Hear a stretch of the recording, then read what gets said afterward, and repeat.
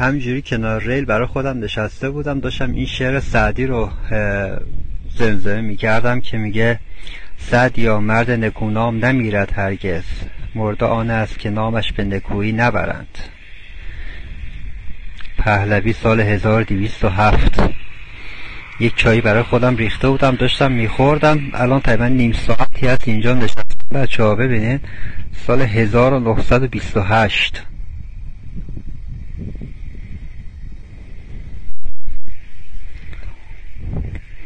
و نامی که در کنار ریل کامل حک شده: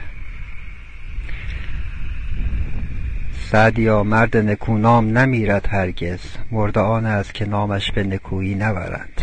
روحت شاد مرد بزرگ. ممنون بابت خدمتی که به این مملکت و این مردم کردی.